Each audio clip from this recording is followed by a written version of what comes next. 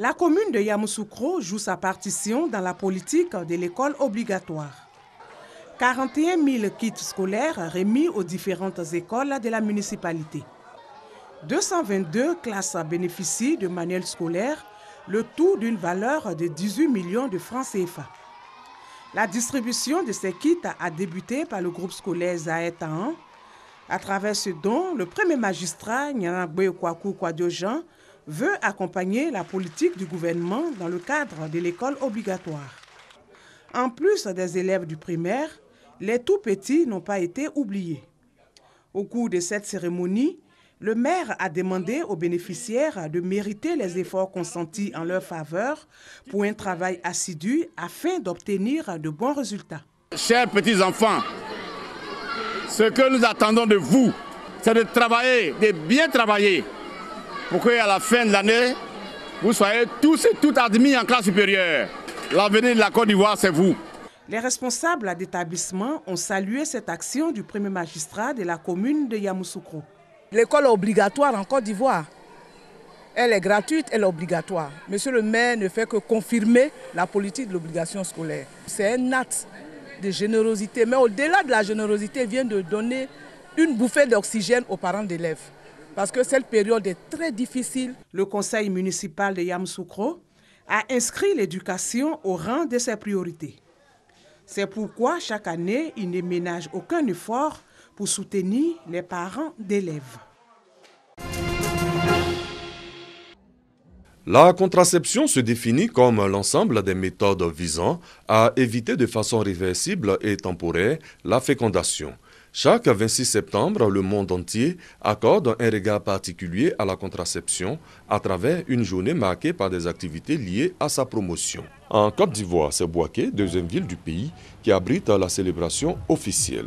Plusieurs activités sont initiées pour être au contact des populations. Le Programme national de la santé de la mère et de l'enfant, à travers l'agence ivoirienne de marketing social AIMAS, a retenu 2 sites.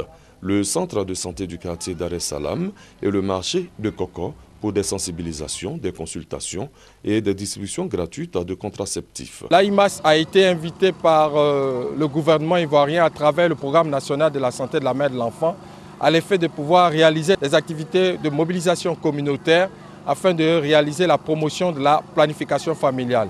Des femmes qui adhèrent aux différentes méthodes.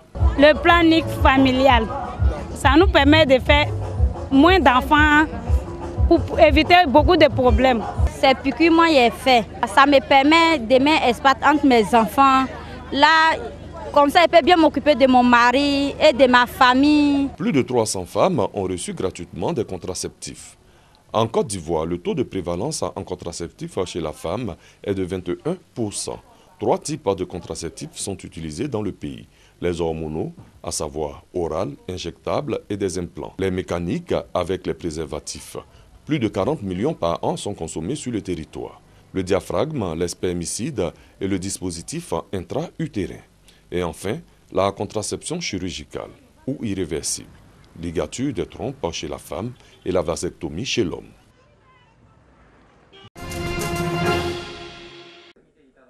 Emiko Takahashi ne perd pas une miette de ce cours de conduite pour seniors.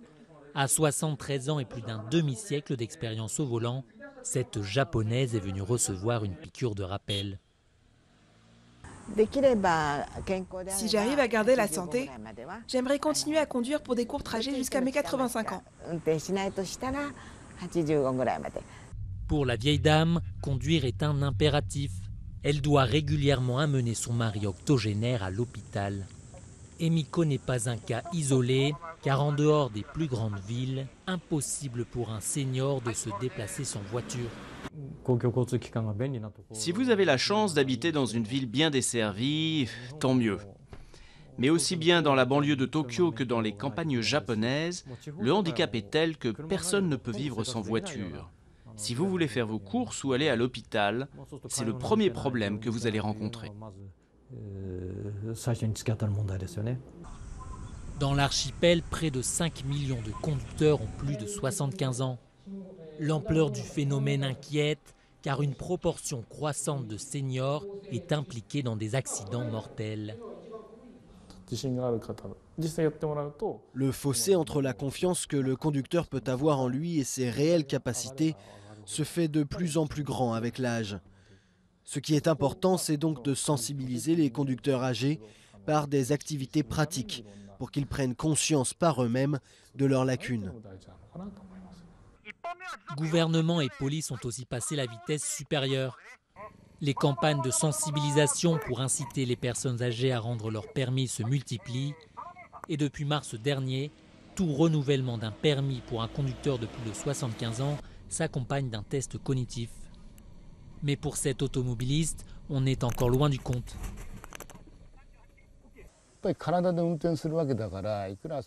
On a beau avoir toute sa tête, c'est surtout avec son corps que l'on conduit. Il faudrait des épreuves pratiques très poussées. Et si tu ne les réussis pas, c'est fini pour toi. Ce serait plus facile à accepter pour le conducteur en question.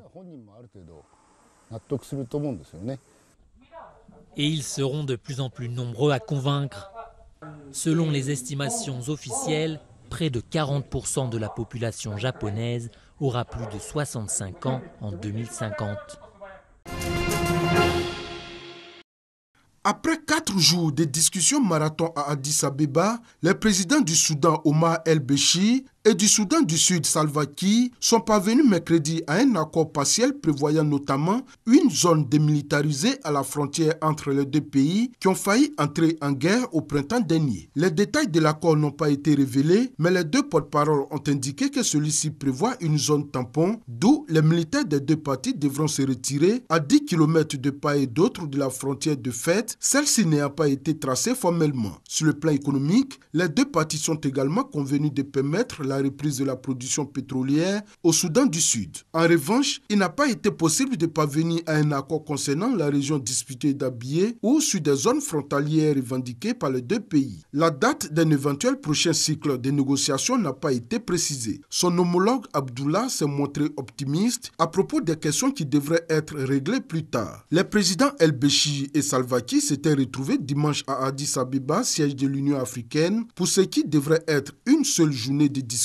à l'issue de laquelle ils devraient signer un accord traitant aussi bien du tracé de leurs frontières communes, de la démilitarisation de cette zone que de la production et du transit du pétrole. Le statut de la région contestée d'Abyei, un territoire grand comme le Liban, à la frontière entre les deux pays, a été une des principales pierres d'achoppement tout au long de ces difficiles discussions selon des diplomates sur place. L'accord partiel est intervenu mercredi soir à l'issue d'un ultime face-à-face à huis clos, el-Béchir et Salva Kiir dans une pièce du grand hôtel de la capitale éthiopienne. Très peu d'informations avaient filtré sur l'avancée des discussions visant à régler définitivement les questions laissées en suspens par l'accord de paix de 2005 qui a mis fin à des décennies de guerre civile entre rebelles du Sud et gouvernement de Khartoum et débouché sur l'indépendance du Soudan du Sud en juillet 2011. Les tensions entre les deux pays autour de ces questions ont dégénéré entre mars et mai en combat frontalier entre leurs deux armées les plus intenses depuis la partition du Soudan. La communauté internationale, très inquiète du risque d'un nouveau conflit à grande échelle entre Djouba et Khartoum, belligérant de la plus longue guerre civile du continent, a accentué sa pression sur les deux chefs d'État pour qu'ils parviennent à un accord définitif sur les questions en suspens.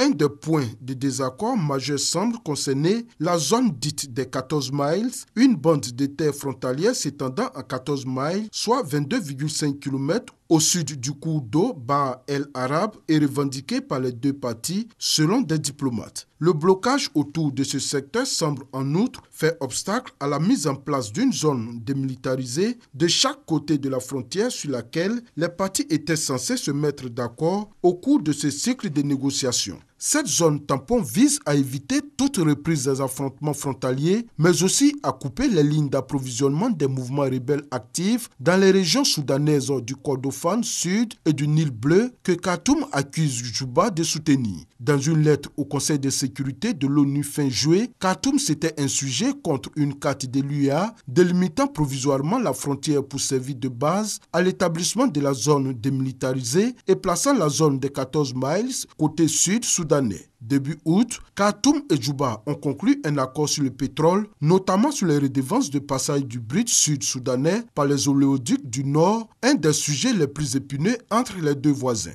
Le Soudan du Sud a hérité de 75% des réserves de brut du Soudan d'avant la sécession, mais dépend pour l'exporter des infrastructures du Nord. Des détails de cet accord pétrolier restent néanmoins à finaliser.